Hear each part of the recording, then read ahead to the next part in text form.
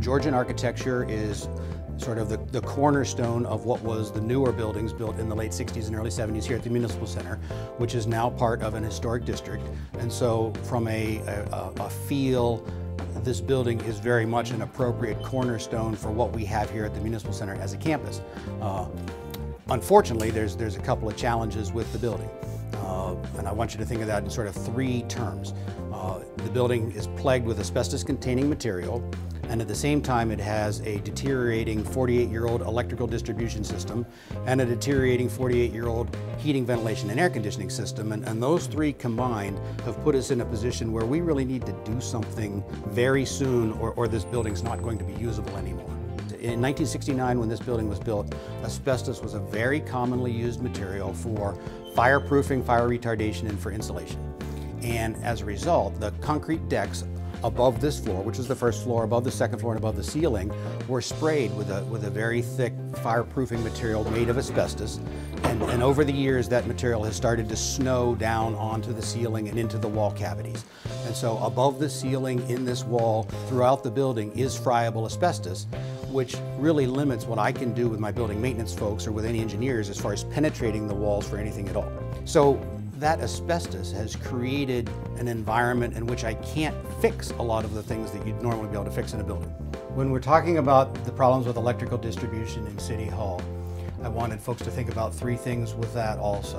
I wanted to think about panel capacity, wanted to think about grounding, and wanted to think about the age of the original switchgear in the basement. So here I am at one of the panels, and just so you can see, this panel is at full capacity, as are all of the other panels in the building. You know, perhaps unlike your home, you might have a few spare panels that you could put another circuit into, and you could run new conduit to put new outlets in your walls. We're unable to do that in City Hall right now because all of these panels are at full capacity. Because this is 1969 equipment, and quite possibly never turned off, that if we were to turn it off with the Dominion power turned off outside in order to affect our repairs, when we turn it back on, it probably wouldn't stay back on. This pump was put in 1969. It's one of our chill water pumps, and it's in deplorable condition and really needs to be replaced. I can replace the motor, but I can't replace the pump. And the reason I can't replace the pump is because of the condition of this piping and the way it runs up into the building into asbestos contaminated areas. If I were to attempt to replace this pump and I were to wiggle this pipe incorrectly and it were to crack, it would crack catastrophically and all of the chill water would drain from the building. I wouldn't be able to replace the piping because of the condition of the piping, and I can't splice new piping into the 50-year-old piping, and we would be done. This is one of the 9 air handling units in the building. We should expect to get about 25 years of life out of an air handler like this, maybe a little more, and we're at 48 going on 49 years. Unfortunately, I can't replace these one at a time either. So if I want to take one out, I have to take them all out.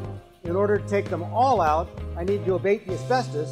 And so again, I've emptied the building for about 18 months. I've spent $3 million in relocation costs just to get the basics of the piping, the air handling units, and the fan coil units, and the pumps and piping systems replaced.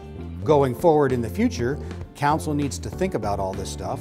We're going to do 3 public engagement sessions, one on Monday the 26th of June from 6 to 8, right across the street here in Building 19. We're going to do a second one on Wednesday the 26th of July at the Convention Center, again from 6 to 8. And the third session of the summer will be on Wednesday the 23rd of August, and that's going to be at the Westin in Town Center in the ballroom, again from 6 to 8.